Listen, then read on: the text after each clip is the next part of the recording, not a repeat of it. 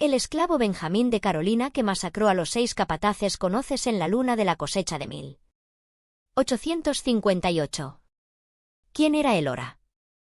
¿La esclava silenciosa que llevaba cicatrices como escritura? ¿Cómo cayeron 6 capataces bajo la luna de cosecha de 1858? ¿Cada muerte más deliberada que la anterior? ¿Fue rebelión, ritual o algo mucho más antiguo, moviéndose a través de los campos sin ser visto? ¿Y por qué, incluso hoy, los susurros en el condado de Wack todavía pronuncian su nombre? Condado de Wack, Carolina del Norte, 1858. ¿Los campos comienzan antes del amanecer y terminan después del anochecer? Y el tiempo es una cuerda tirada fuerte alrededor de la garganta. Elora despierta con la campana y el raspar de cubos de madera, con el silencio alzado que sigue a una amenaza que todos ya entienden. Habla raramente. Cuando lo hace, su voz es un hilo que se deshilacha en el aire y desaparece como si el día mismo se negara a sostener sus palabras. Recuerda el agua primero, la boca del puerto, una cubierta resbaladiza con salmuera, la sal que quemó sus ojos cuando la mano de su madre fue arrancada. Charleston es una distancia medida no en millas sino en separaciones. Lo lleva como una cicatriz oculta presionada bajo el tejido de cada hora. En el condado de Wack está asignada a los corrales y cobertizos, una sombra entre animales, donde el silencio da el tipo más seguro de refugio. Aprende el lenguaje del grano y el heno, de la leche cuajada y las pezuñas partidas, de las cuerdas que se aprietan sin necesitar una mano. Silas Beaumont posee la tierra que pisa y las horas que respira. Él no es la crueldad más ruidosa aquí. Prefiere la aritmética de ella. Otros realizan las sumas. Crow, a quien le gusta silbar justo antes del látigo para que la melodía perdure. Mace, con la cicatriz que parece una cuerda quemada en su mejilla. Flint. Bone. Ashrig. Sus nombres se mueven por los cuarteles como el clima. El día se inclina ante ellos. La noche aprende a contener el aliento. Elora estudia la distancia. Mide cuánto puede durar una mirada antes de que se rompa como hielo descongelándose. Cuenta en latidos. Cuenta en pisadas desde el cobertizo hasta el pozo. Cuenta las oraciones que no puede decir en voz alta. Cuando el trabajo se ralentiza, tararea bajo su aliento. Un fragmento tan antiguo que no tiene lugar de nacimiento. Solo un ritmo que vivía en sus huesos antes de que tuviera un nombre. La melodía es delgada, casi nada. Pero estabiliza sus manos cuando el borde de hierro del cubo muerde la piel. Hay pequeñas misericordias, si es que así pueden llamarse, un parche fresco de tierra bajo el ciprés, una moneda de cobre perdida y luego olvidada. El momento antes de un golpe cuando el mundo está perfecta, terriblemente claro. En esos instantes, siente la granja como un mapa de puntos de presión. La casa de ahumado que traga luz. El callejón donde el viento está atrapado y forzado a circular hasta que se debilita. El poste de la cerca que se tambalea sin importar cuántas veces se apisone. El conocimiento se reúne sin permiso, llenándola como una reserva de invierno. Aprende las estaciones del castigo. La forma en que la charla se detiene cuando amenaza lluvia. La forma en que las botas de los hombres llevan el olor a melaza a finales del verano. La forma en que los perros se inquietan ante cualquier voz que se niega. Ella no se niega. Se dobla como se doblan los juncos y mantiene el centro intacto. Sus ojos permanecen bajos, pero no se cierran. Al atardecer, el suelo tiembla débilmente y el aire cambia. Un nuevo patrón de caballos en el camino. Arnés limpio y cadencia desconocida moviéndose hacia la tierra de Beaumont. El sonido viaja a través del suelo antes de llegar al oído. Una promesa o una advertencia indistinguibles en el primer momento. Elora pausa en el pozo con la cuerda quemando su palma y el tarareo muere. En algún lugar más allá del algodón, hierro suena contra hierro, breve y brillante como una estrella golpeada. Luego los cascos se acercan, contando un futuro que nadie aquí ha nombrado todavía. A finales de agosto, el camino ofrece un extraño, y la granja lo recibe como recibe el clima. Con una rigidez que espera ver que se rompe. Se llama Jonathan Red. Un joven con manos cuidadosas y la paciencia seca de alguien que habla a los mapas antes de hablar a los hombres.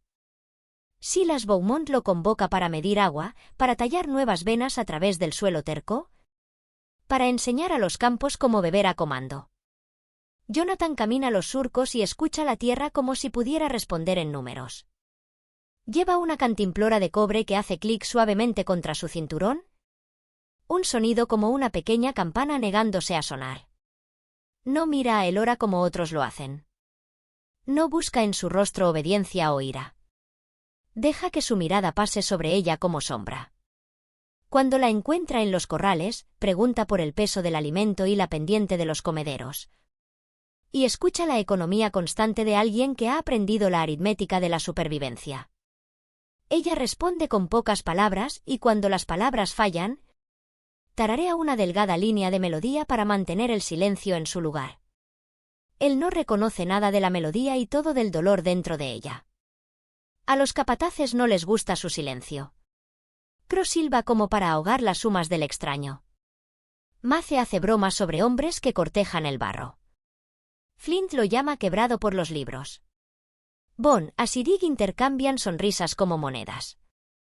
Su charla es barata hasta que le cuesta a alguien más. Comienzan a observar a Elora cuando Jonathan se demora. Comienzan a contar cuán a menudo elige los cobertizos sobre la casa, los surcos sobre el porche, el trabajo sobre la fanfarronería. Una nueva aritmética se reúne alrededor de su nombre. Jonathan dibuja zanjas a lo largo del terreno bajo y pregunta a Elora dónde permanece la lluvia más tiempo. Después de una tormenta. Ella señala con la barbilla. Él pregunta qué canción tararea. Ella le da un fragmento apenas más que aliento y ritmo, un pulso más antiguo que los campos. Él trata de darle forma en su lengua y falla. El fracaso lo suaviza. Le ofrece agua limpia de la boca de cobre. Y por un latido, el día sabe a cualquier cosa menos trabajo. La granja nota la bondad como una herida nota la sal. Las órdenes se aprietan. Las tareas se multiplican al atardecer. Los cobertizos toman una segunda vida después del anochecer. Un lugar donde las voces bajan y el aire se vuelve espeso con la acidez del secreto. Elora regresa a los cuarteles algunas noches con el andar de alguien que ha aprendido a caminar sin sacudir sus costillas. Y no habla de ello. Su tarareo se vuelve más verdadero que su voz. El rumor se desliza por el condado de Wack como un relámpago de calor. Algunos dicen que Jonathan lleva la abolición doblada en sus papeles. Otros dicen que es blando con una chica que canta. Se menciona la fiebre. También la deuda. Los capataces comienzan a reír de una manera que nunca llega a la garganta. El silbido de Crow se vuelve afilado como vidrio. Mace arrastra preguntas que no buscan nada más que miedo. Flint deja que los perros olfateen una puerta que no tienen derecho a encontrar. Luego, tan simple como el cambio del clima, Jonathan se ha ido. Una mañana, la cantimplora de cobre cuelga de un clavo en el cobertizo, seca como una cáscara. Y las líneas que dibujó en el suelo esperan agua que nadie traerá. Silas se encoge de hombros y lo llama fiebre. Bon dice que el pantano se lo llevó. As dice el camino. Rig no dice nada y observa a Elora. Ella trabaja como siempre, pero el suelo registra un cambio dentro de ella. La melodía que mantiene es constante, pero algo debajo de ella ha dejado de hacer tratos. Las noches se endurecen. Los días se niegan a enfriarse. La granja lleva su crueldad abiertamente como una insignia pulida para inspección. Elora lleva las horas sin queja, y cuando la campana finalmente cede a la oscuridad, yace despierta y cuenta los espacios donde una voz una vez estuvo y nunca volverá a estar. Septiembre llega con aire pesado como hierro, y los campos abren sus mandíbulas para la luna de cosecha. El trabajo se extiende hasta que los cuerpos se tambalean, y las noches niegan misericordia. Los capataces se vuelven más afilados en lengua y mano. Su autoridad hinchada por la temporada. Los látigos chasquean como puntuación a un lenguaje de sumisión. El hambre se enrolla en los vientres de los esclavizados. Sin embargo, son impulsados más fuerte como si el agotamiento mismo fuera parte del rendimiento. Elora se dobla como siempre, pero algo ha alterado dentro de su andar.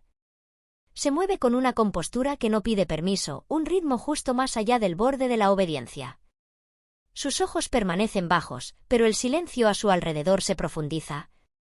Un silencio lo suficientemente denso como para inquietar. Ya no tararea para consuelo. Los fragmentos de canción se deslizan en la noche como señales destinadas a oídos más antiguos que la memoria. Aquellos que comparten los cuarteles reconocen palabras tenues bajo el tarareo. Sílabas extraídas de la lengua de Yoruba, un idioma casi borrado pero nunca muerto. Una tarde, regresa de los cobertizos con la espalda abierta por latigazos. Pero las marcas no siguen la crueldad recta del cuero.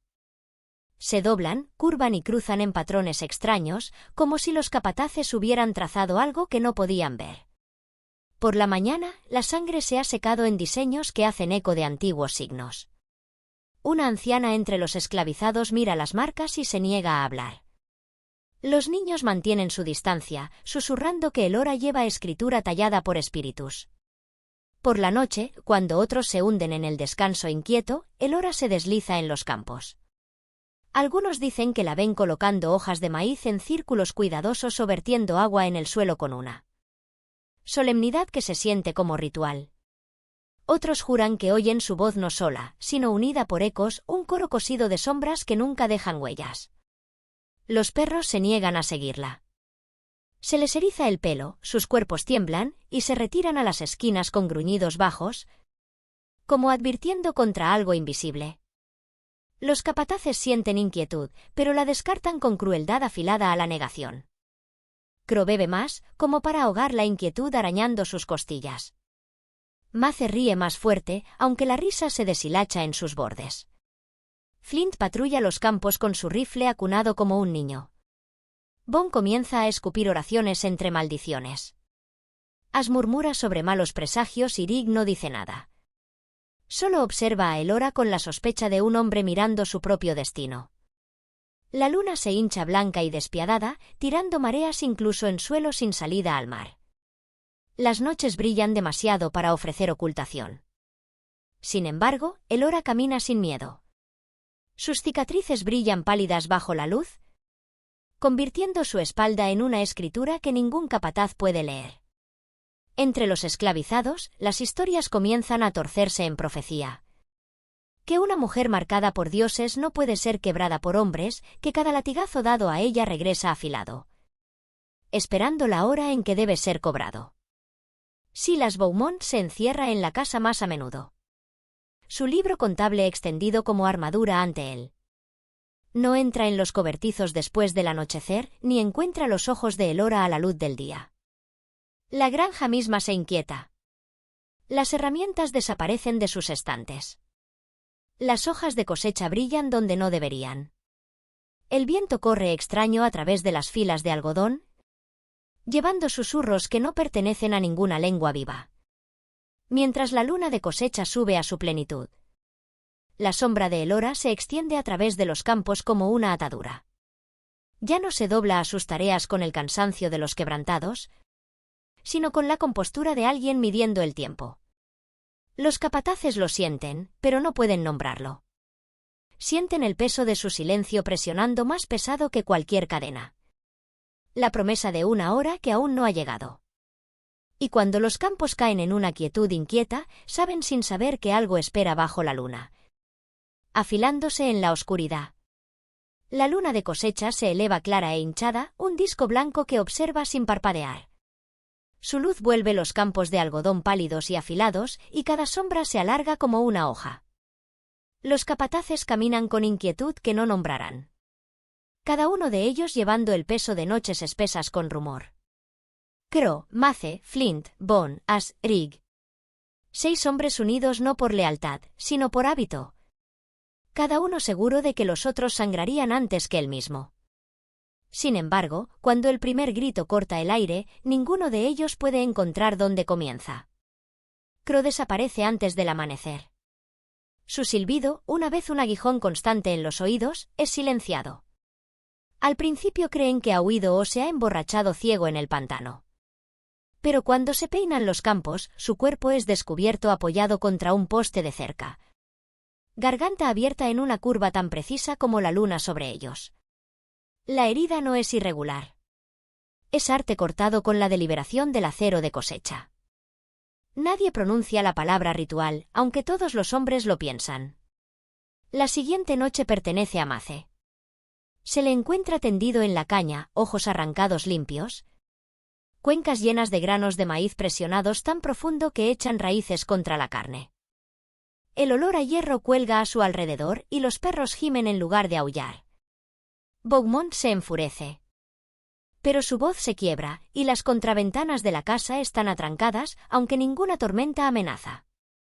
Flint jura que enfrentan rebelión, pero ningún esclavo lleva las marcas del levantamiento.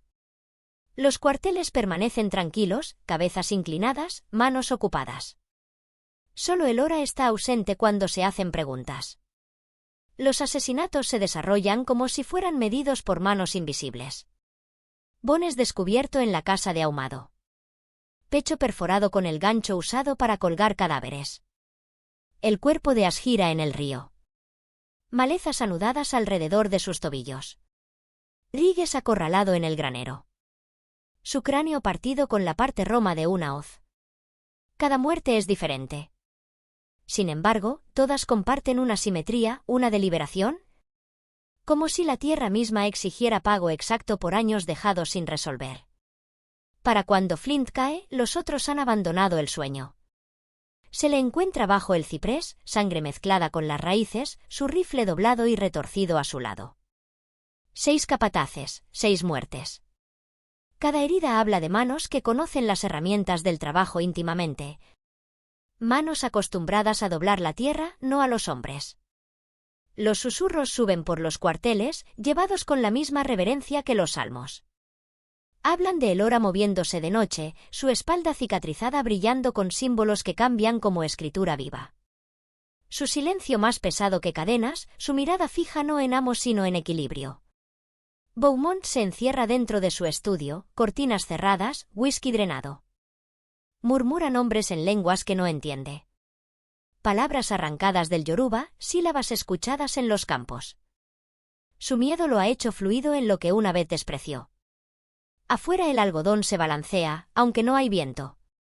Las herramientas desaparecen de la vista, solo para reaparecer incrustadas con sangre. El suelo huele a hierro y humo. Nadie ve a Elora tomar la hoz. Nadie la ve tallar las marcas que siguen. Sin embargo, cada hombre siente su presencia en el silencio entre latidos, en la pausa antes del siguiente paso, en la certeza de que la muerte ahora camina descalza por la tierra de Beaumont. Cuando el último capataz es enterrado, superficial y apresurado, la luna de cosecha cuelga arriba. Lo suficientemente brillante como para iluminar cada cosa oculta. La granja permanece silenciada. 6 hombres se han ido. El aire sostiene el peso de algo terminado y algo comenzando, indistinguibles uno del otro. Elora no se encuentra en ninguna parte. Sin embargo, su ausencia se siente más fuerte que la presencia, como si la tierra misma la llevara adelante, llevando el eco de cada corte, cada ofrenda, cada promesa mantenida en sangre. Cuando el último carro rueda desde los campos y el polvo de pelusa se asienta, un silencio toma el lugar del látigo. No es paz, solo el peso que sigue después de que una tormenta cuenta sus muertos. Beaumont se mantiene en su estudio, una barricada de libros contables y botellas acorralándolo. Su voz reducida a sílabas que roba de oraciones en las que nunca creyó. Afuera las tumbas se inclinan como si escucharan. 6 hombres están debajo de ellas y la luna de cosecha se ha adelgazado a una moneda irregular. Un escritor viene del condado con una insignia y un cuaderno que pretende ser verdad. Camina las filas, escribe las palabras accidente y hombre febril y partido desconocido. Luego las tacha hasta que la página se vuelve gris. Los perros no lo guiarán. Conocen el suelo y gimen como si la tierra misma se negara a testificar. Pregunta nombres y recibe ojos bajados a la tierra. Pregunta dónde duerme Elora y le dicen en ninguna parte y en todas partes donde el viento puede alcanzar. En los cobertizos, encuentra una cantimplora de cobre pulida por una mano que la cuidó. La sacude y no oye nada, solo el silencio del metal recordando agua. En el marco de la puerta, a la altura del hombro de una mujer. Una mancha del color del óxido se curva en una media luna. La frota con su manga y deja la marca en su propia piel. La noche se reúne temprano y decide que el registro dirá lo menos posible. El papel prefiere la comodidad de la duda. Beaumont firma la declaración con una floritura temblorosa. Lee las palabras oficiales y no siente nada en ellas que pueda sostener lo que ha sucedido. Su sueño se fractura. Cuando despierta, tiene nombres yoruba en su boca, mal pronunciados y pegajosos con miedo. En sueños, oye una melodía que camina sin pies. De día, observa el patio por una figura que no viene e imagina que ve su sombra donde el sol no hace tal forma. En los cuarteles, las historias aprenden a moverse suavemente. A los niños se les dice que mantengan sus voces niveladas y sus ojos abiertos después del anochecer. Una anciana dibuja círculos lentos en cenizas y no tolerará preguntas. El nombre de Elora se convierte en una puerta. Algunos pasan a través de ella hacia la fe, otros hacia la precaución. Hablan de una espalda inscrita como escritura y de una deuda finalmente contada. Hablan de Jonathan Red solo por su primer nombre. Como si el apellido familiar debiera ser enterrado con los hombres blancos que lo poseían. Una tarde, el escritor sigue huellas no más grandes que las de una niña. Presionadas profundas y descalzas a lo largo de la orilla del río. La línea de ellas avanza hacia el barro, luego hacia el agua, luego hacia nada. Espera a que reanuden en el lado lejano, y no lo hacen.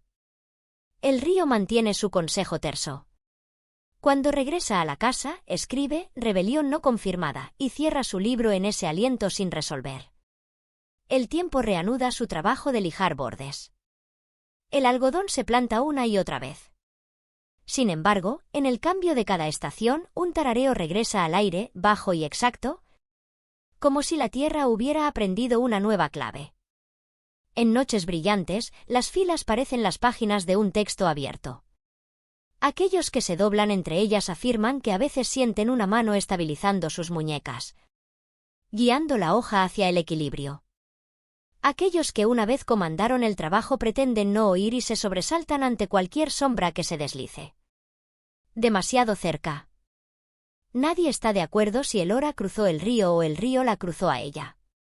Nadie está de acuerdo si las marcas en su espalda fueron talladas por látigo o por voluntad. Lo que queda es la aritmética que dejó atrás.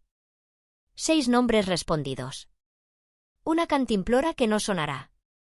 Un libro contable que no puede explicar su propia tinta. Cuando el viento se mueve a través del algodón, algo más se mueve con él. Una cadencia sin pisadas. Un aliento que se siente como juicio y misericordia llegando en la misma medida.